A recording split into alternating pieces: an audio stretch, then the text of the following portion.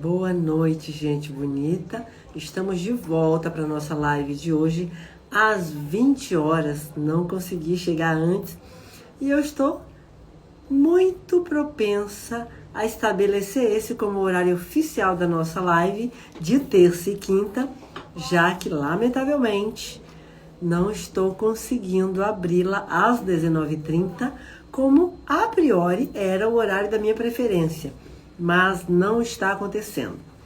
Então, para começar, você que está chegando aqui agora e ainda não me conhece, o meu nome é Maria Nilde, eu sou expert em saúde e ajudo pessoas a combater doenças crônicas não transmissíveis. Hoje nós vamos conversar sobre um tema muito importante e delicado: as doenças psíquicas em adolescentes e jovens adultos e como isso afeta profundamente as famílias e em especial as mães. E é claro que você pode me perguntar, mas Maria Nilde, essas doenças são crônicas não transmissíveis? Não, não são. Contudo, o como elas afetam, eu acabei de dizer, afetam profundamente as famílias e em especial as mães, eu considerei válida fazer uma live a esse respeito. Não sou especialista em doenças psíquicas, não, mas é possível trazer de maneira como acolhedora algumas informações que podem ajudar muitas pessoas que podem, neste momento, estar passando por este tipo de situação que tem crescido a cada dia, conforme o tempo passa. Então, para você que está chegando aqui agora, eu quero pedir para você que já está aqui para compartilhar o link desta live.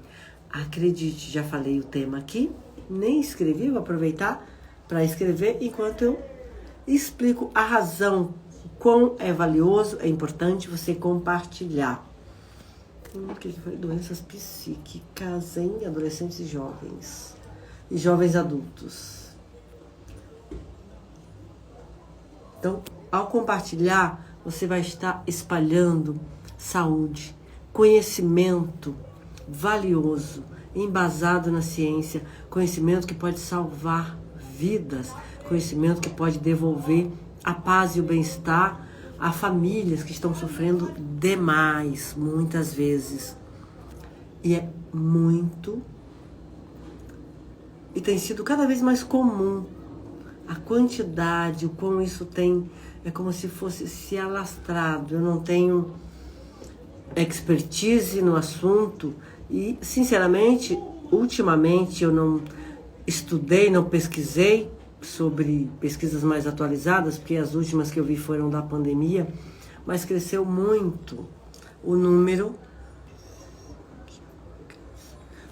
de pessoas apresentando doenças psíquicas de um modo geral, cresceu especialmente em adolescentes, inclusive pesquisas mostram que cresceu o número de suicídio de adolescentes, e as famílias sofrem muito conforme aumenta esse tipo de doença.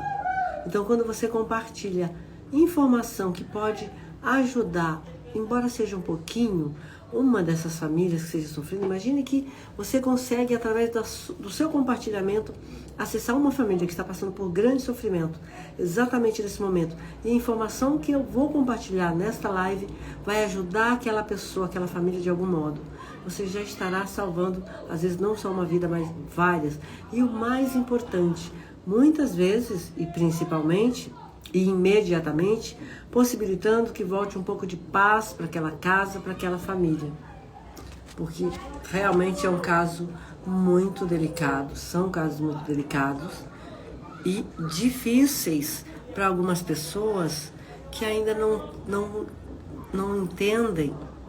Não completei, mas enfim, e jovens adultos, tá? E aí, sem querer, eu cliquei aqui em liberar o que é o título dessa live, e aí já fixei, tá tudo bem. Mas entenda que doenças psíquicas, o aumento delas, ou enfim, a presença dessas doenças em adolescentes e jovens adultos. E o quão isso realmente afeta a família como um todo, mas em especial as mães. As mães sofrem de um modo muito, muito intenso. E muitas vezes, nossos filhos, eu também sou mãe, passam por dificuldades emocionais que podem ser imediatamente visíveis. O diagnóstico pode ser, às vezes, demorado, embora seja visível para a família, que algo ali está errado, que algo não está condizente com o comportamento daquele adolescente ou daquele jovem.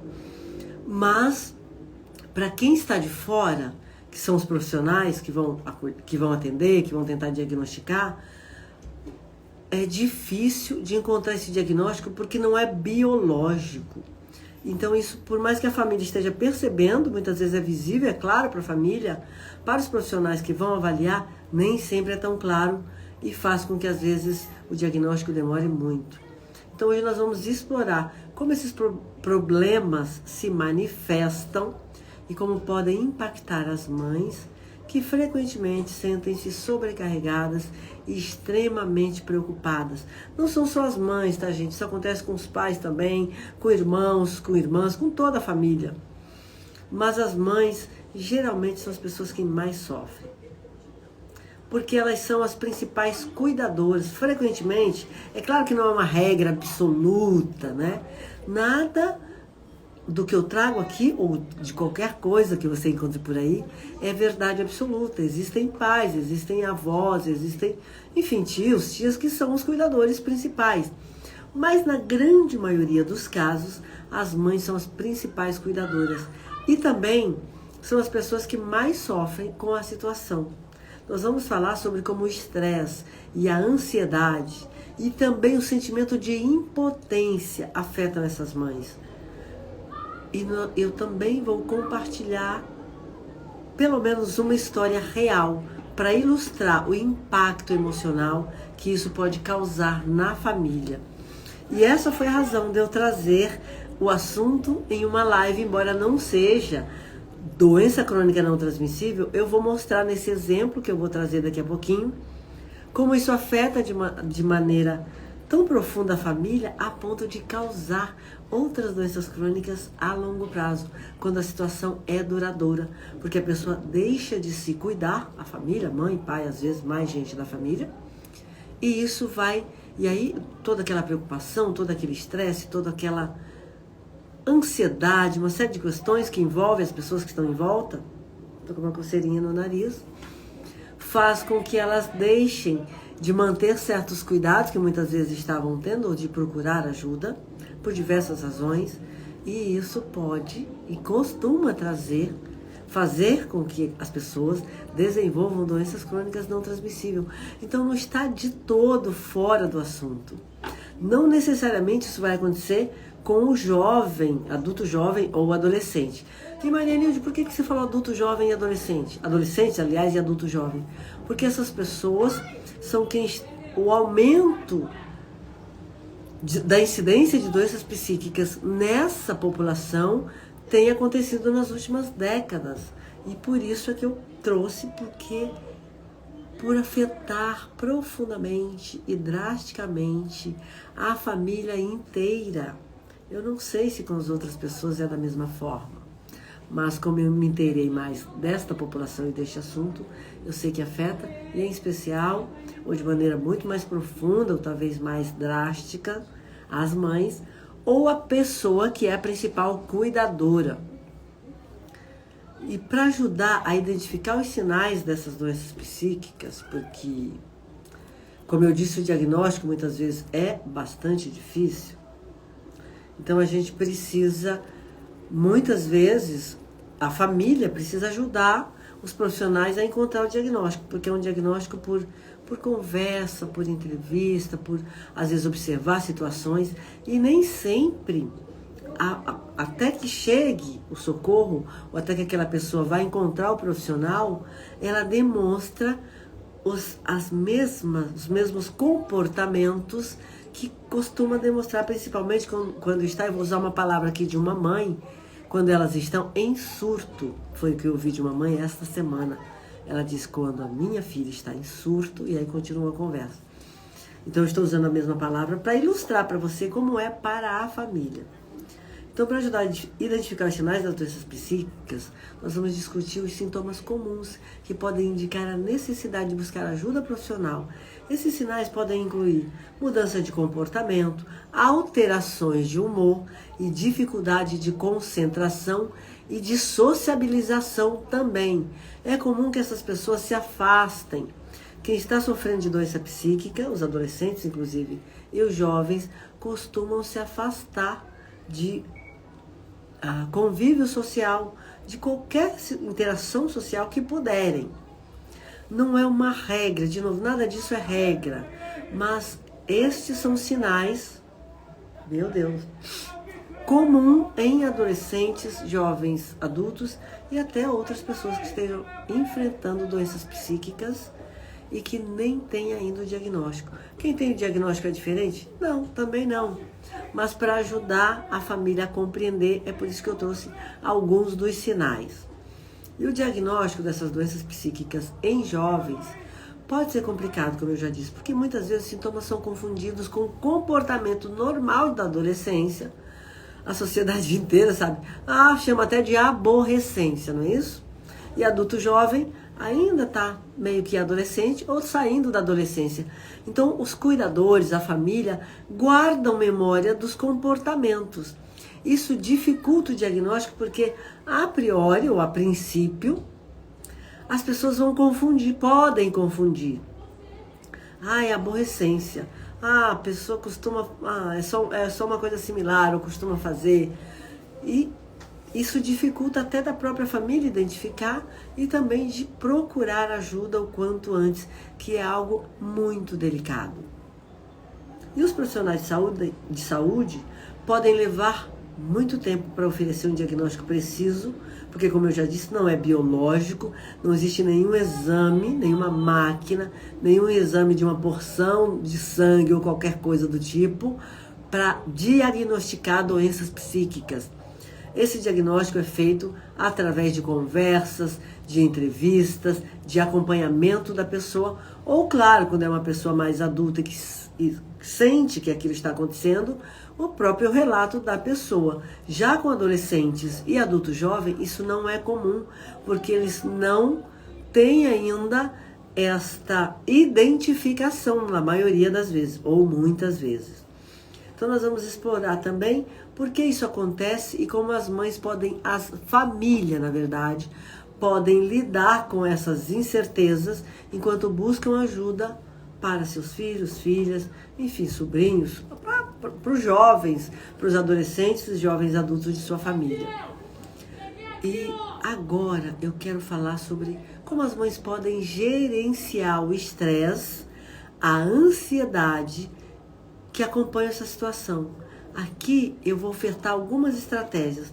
Não são todas, não é uma lista que serve para todo mundo, não é uma lista que todo mundo pode implementar, mas são algumas estratégias que podem e costumam ajudar a todas as pessoas que estão, a todas as pessoas da família que convivem com outra pessoa vivendo esse tipo de situação de sofrimento por doença psíquica, especialmente em se tratando de adolescentes e jovens adultos.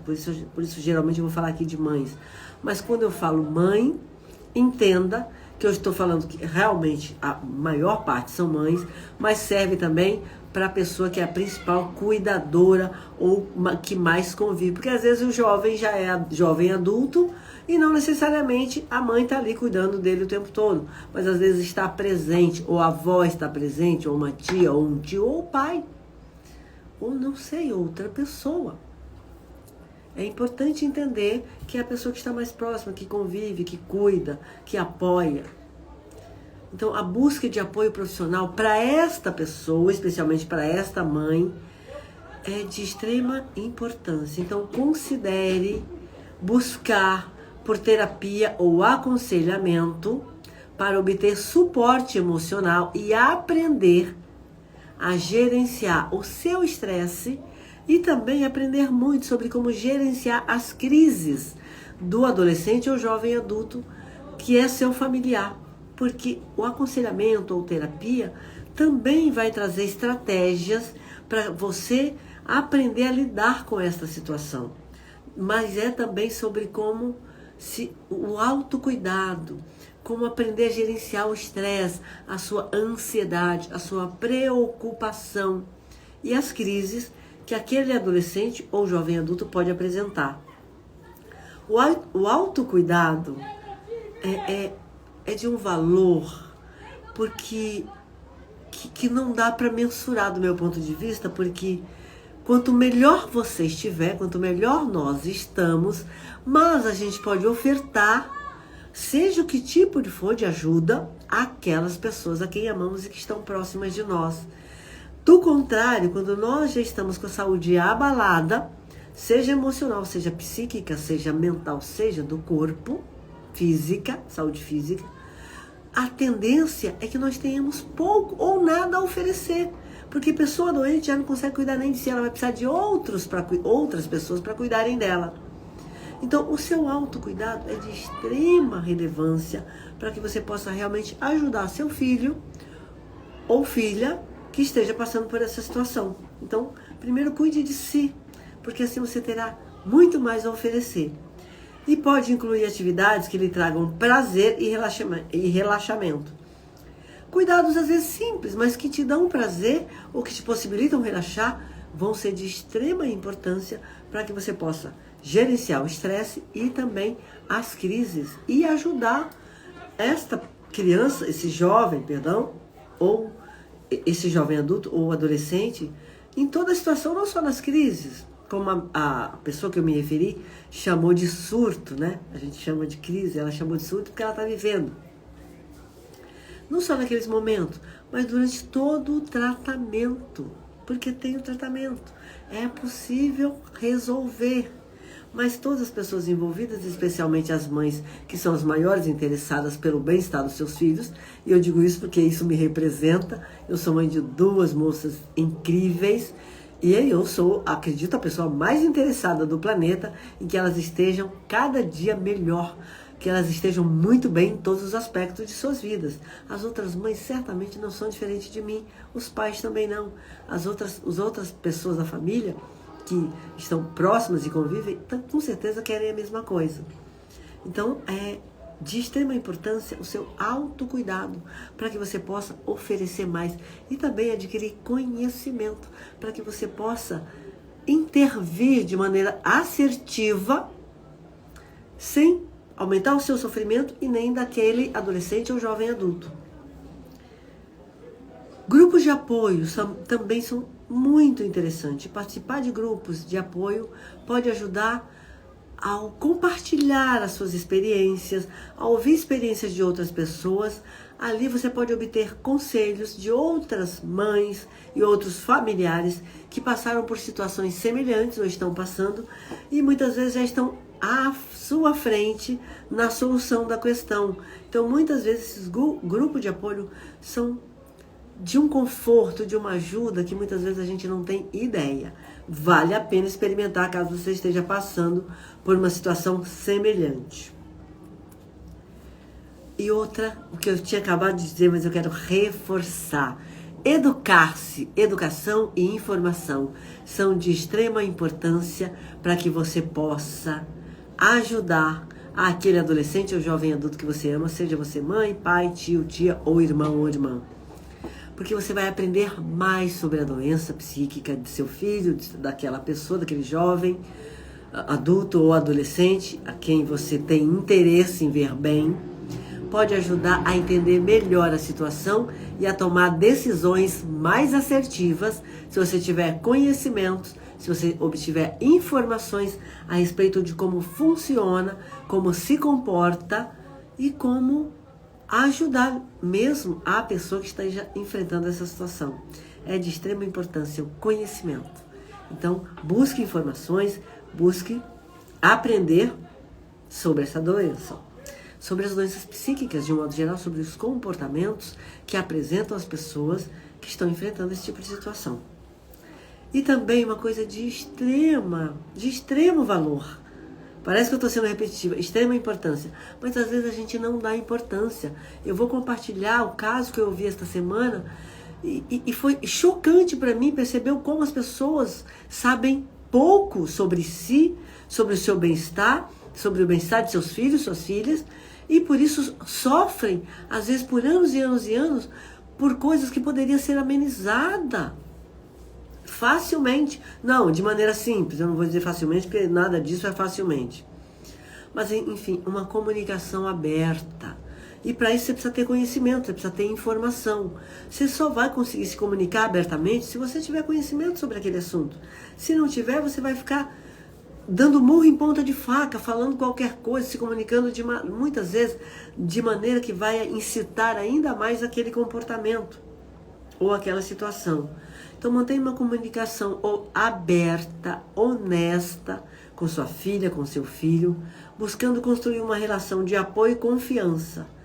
E essa comunicação honesta e aberta a gente aprende. Nós não sabemos, porque quem nunca enfrentou essa situação, e eu nunca enfrentei, estou feliz por isso, espero não precisar enfrentar. Eu não conheço sobre aquela situação, eu nunca vivi aquela doença, alguém enfrentando aquele tipo de doença. Então eu não sei como lidar. Para ter uma comunicação aberta, honesta e assertiva, eu vou ter que aprender. Então é por isso que eu estou falando de conhecimento, de aprender sobre, de buscar informação e conhecimento, porque é muito valoroso e favorece muito o relacionamento, a proximidade e, portanto, ajudar a conseguir o diagnóstico e o tratamento para sanar essa situação. É de extrema relevância buscar conhecimento, porque agir de maneira assertiva, relacionar-se, conversar de maneira honesta e clara, uma comunicação aberta, acolhedora, faz muita diferença, especialmente na vida de quem está sofrendo. E sendo adolescente e jovem, faz muita diferença. É preciso que a gente descubra maneiras de falar, estratégias para poder acessar esses adolescentes e jovens adultos, porque não é muito fácil. Por isso que eu disse muitas vezes, esse tipo de sofrimento pode ser confundido com o comportamento normal da adolescência. Isso dificulta ainda mais encontrar o diagnóstico e a solução. Então, eu esqueci de falar no início, mas estamos abertas para pergunta. Todas as lives estão abertas para pergunta, tá? Então, você que está aqui comigo agora, e lembre-se que todos estão. Às vezes eu posso esquecer de dizer isso no início, mas está sim aberta para pergunta. Geralmente eu respondo no final da live. Quando não é possível responder a todas, eu continuo a responder durante a semana. E se a pergunta requerer, for uma pergunta que requeira uma resposta mais profunda e longa, eu trago numa live. Então, fique tranquilo, fica tranquila, faça a sua pergunta que você não ficará sem resposta, isso eu garanto. E agora eu quero trazer aquela experiência de vida, né? Aquele relato que está acontecendo com muita gente nesse momento, mas com alguém das minhas relações profissionais. Então, esta semana, numa reunião de trabalho, bem no final de uma reunião, uma das mulheres, uma mãe, do nada começou a desabar em choro. E aí começou a relatar que estava passando por uma situação muito difícil. E pedimos, então, deixamos claro para ela que aquele era um lugar seguro, que ela podia se abrir, que podia ficar à vontade para contar aquilo que ela tivesse em condições de contar. E ela disse que tem uma filha jovem que está enfrentando situações, ela chamou de surto, e disse que isso está acontecendo desde a pandemia e está se tornando cada vez mais grave, a ponto de ela e o marido trancarem a porta do quarto à noite de medo de que a filha entre no quarto em razão de situações anteriores e que ela se sente em risco. Essa mulher chorava copiosamente. Foi um final de reunião de trabalho extremamente triste que abalou a todas as pessoas que estavam ali presentes. Hoje, trabalhando numa outra unidade, porque eu trabalho em várias unidades escolares diferentes, numa outra unidade eu encontrei uma pessoa que também estava na reunião de ontem, e tão abalada, não é comum nas nossas conversas, porque é outro ambiente, é outro trabalho, são outro público, Mas ela não se conteve e ela disse, gente, eu saí chocada, arrasada. Jamais imaginei que uma das pessoas ali estava passando por uma situação desta natureza. A mulher chorava, e aí perguntamos se ela havia buscado ajuda. Ela disse que sim, que já buscou. Contudo, no momento em que a ajuda chega, aquilo que ela chamou de surto, a crise já passou. E aí os profissionais observam e dizem, não, está tudo bem. Não há razão nenhuma para tomarmos uma intervenção. E aí volta para a vida, tentando vida normal, só que nada de normal. Daqui a pouco, vou de novo repetir as palavras dela, a pessoa tem outro surto e o tempo vai passando. Gente, ela falando desde a pandemia, eu estou considerando que a pandemia começou antes, mas aqui no Brasil, a paralisação, eu vou chamar assim, aconteceu em março de 2020. Então, 2021, 22, 23, 24, digamos que já estamos em setembro de 2024, esta família está vivendo esse tipo de situação pelo menos há 3 anos ou mais. Imagine viver 3 anos ou mais sem ter ajuda profissional, sem ter orientação. Aquela mãe só chorava porque ela está num desespero sem precedentes. Porque trata-se da filha, de parte dela, de alguém que ela ama demasiadamente. Eu digo isso porque toda pessoa que é mãe sabe que é um amor que não se explica. Os pais também, tá, gente? E aí ela vê naquele estado, ela se sente impotente, ela entende que há risco para a vida, tanto da filha que está vivendo a questão psíquica, como dela e da outra filha que é menor, pequena, e do marido também. E ela se sente literalmente no fundo do poço, em um beco sem saída, porque a ajuda que ela buscou, ela não obteve, porque não conseguiu conduzir a situação para mostrar que havia necessidade de uma intervenção, de uma ajuda. Ela e o marido e a outra filha, que é pequena, se eu não me engano deve ter uns 7, 8 anos, não estão tendo ajuda de forma nenhuma, nenhum tipo de acompanhamento. Então eu não consigo nem imaginar como é que está o dia a dia daquela família. Porque aquela mãe estava, eu vou usar uma palavra que pode ser que, dependendo da sua idade, você ainda não ouviu, mas em frangalhos. Literalmente em pedaços. Tamanho era a demonstração de desespero dela. E aí ela falou do risco que ela sente para si, para a própria filha que está enfrentando a questão psíquica. Contou algumas histórias que eu não vou repetir aqui. E também não vou dar nome porque a história é real, mas eu prefiro, claro, não tenho... essa não é nem uma questão de identificar a pessoa de forma nenhuma, em questão nenhuma. Mesmo que ela pedisse, eu não faria. Mas isto acontece. E foi a partir deste acontecimento que eu falei, que eu decidi, eu vou fazer uma live sobre esse assunto, para trazer alguma informação, alguma orientação, porque tão logo começamos a conversar com aquela mãe, várias pessoas ali presentes que escutaram, algumas já passaram por situação similar. Eu acredito e espero que na semana que vem, quando eu encontrá-la, porque aquele é um ambiente onde eu trabalho uma vez por semana, então eu só vou vê-la de novo na semana que vem, mas eu espero que ela já tenha conseguido algum alívio, algum tipo de ajuda, para pelo menos ver esperança, porque é sobre saber que tem esperança, que não está sozinha, porque ela estava tão, para mim, do meu ponto de vista, parte daquele estado dela é por ela se sentir numa escuridão completa, em um beco sem saída nenhuma, no fundo do poço, literalmente. Então, quando a pessoa enxerga uma luz, quando ela vê que ao final do túnel tem uma luz, ela consegue continuar seguindo dentro daquele túnel até sair lá fora, que é onde a luz existe para valer. É o que essa mulher está precisando. Mas ontem já foram ofertadas a ela várias alternativas, inclusive algumas das que eu estou trazendo aqui. Na verdade, lá foram muito, como existem pessoas naquele grupo que já vivenciaram essa situação, e também gestores que vivem experiências de gerir grupos grandes por longo prazo e, portanto, já também participaram de vivências assim, de situações ou próprias ou de funcionários que estavam sob a sua gestão, que estavam passando por aquilo, portanto já tem experiências, e aí as orientações lá foram mais técnicas, no sentido de direcionar tal, como que eu posso dizer? Esqueci, né? Tal instituição ou tal instituição governamental, ou eu conheço alguém que lida com isso, ou eu conheço um grupo que trabalha com isso. Então foi mais direta, foi mais técnica.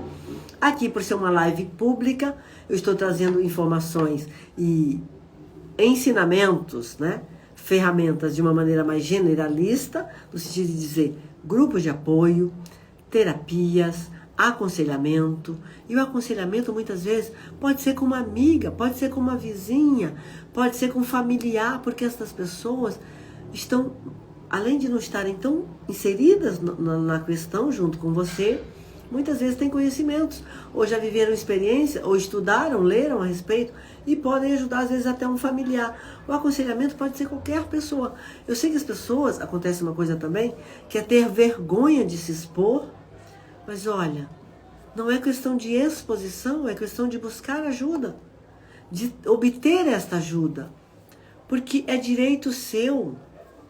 É imprescindível que a gente possa contar com as pessoas, contar com a rede de apoio que existe, e isso existe exatamente para atender.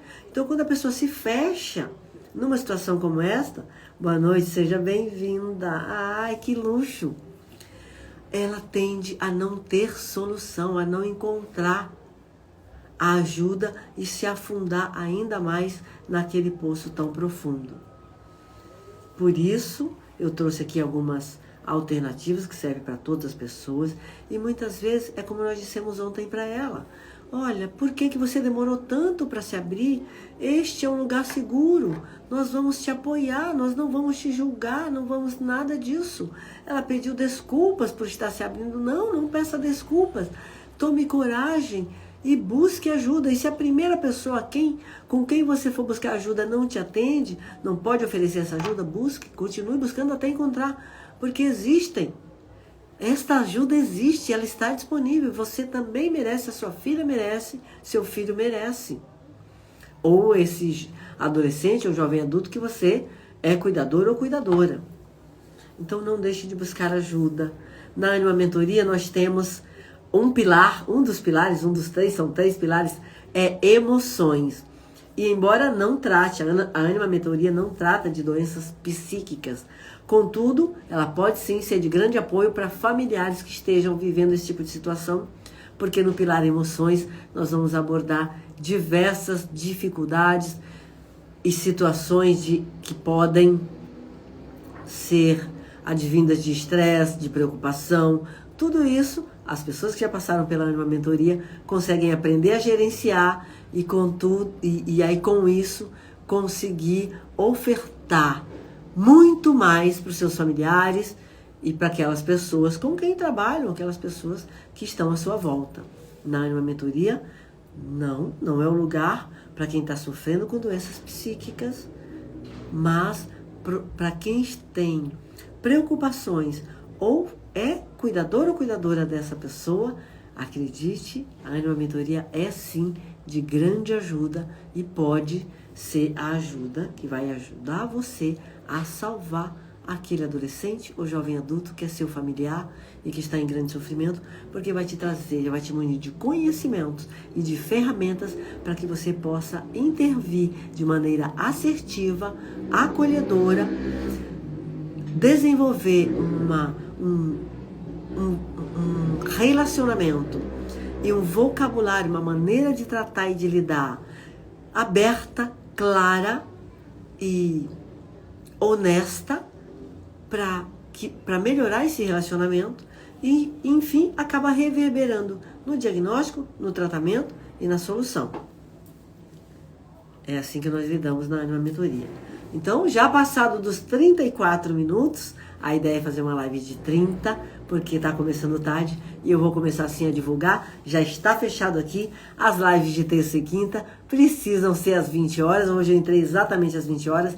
Já percebi que às 20 horas eu consigo entrar. 19h30 está bem difícil. Então vamos formalizar às 20 horas como sendo o horário oficial destas lives de terça e quinta, onde eu compartilho gratuitamente conhecimentos com base na ciência e ferramentas testadas, adaptáveis e de eficácia comprovada para que você que está aí do outro lado, sofrendo de doenças crônicas não transmissíveis, possa vencê-las. Te convido a voltar na terça-feira, mas antes de me despedir, quero te pedir de novo para compartilhar esta live e assim espalhar conhecimento e ajuda para salvar vidas. Quero agradecer imensamente a você que esteve conosco hoje. Espero que essa conversa tenha sido útil para você e que seja útil para outras pessoas enquanto você compartilhar e que tenha oferecido alívio e orientação.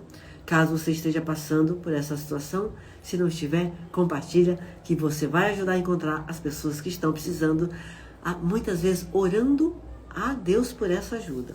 Lembre-se de procurar ajuda, de cuidar de si mesma, de si mesmo. Estes são passos importantes. E de novo, eu sou grata por você ter estado aqui comigo hoje. Te espero na próxima live de terça-feira às 20 horas, onde vamos continuar explorando temas importantes para a sua saúde, para o seu bem-estar e principalmente para que você possa vencer doenças crônicas não transmissíveis, sejam elas qual for, ou sejam elas quais forem. Um beijo grande e até terça!